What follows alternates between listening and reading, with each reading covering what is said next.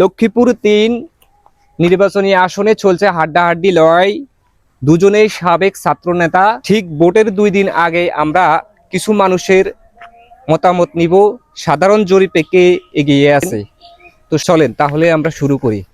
Lakshmipur MP হিসেবে কাকে দেখতেছেন, শহীদুদ্দিন চৌধুরী অ্যানি নাকি ডক্টর রেজাউল করিম? ডক্টর রেজাউল করিম। লক্ষ্মীপুর 3-এ আপনি এমপি হিসেবে কাকে দেখতেছেন, ডক্টর রেজাউল করিম নাকি শহীদুদ্দিন চৌধুরী অ্যানি? লক্ষ্মীপুর 3-এ আপনি কাকে এমপি হিসেবে দেখতেছেন, ডক্টর রেজাউল করিম নাকি শহীদুদ্দিন চৌধুরী অ্যানি? আলহামদুলিল্লাহ রেজাউল করিম আসবে। আপনি লক্ষ্মীপুর সংসদ সদস্য হিসেবে কাকে দেখতেছেন, ডক্টর রেজাউল করিম নাকি শহীদুদ্দিন চৌধুরী অ্যানি? জি ডক্টর রেজাউল করিম ইনশাআল্লাহ। বিএমপি কে না জামাত কে? বিএমপি রে।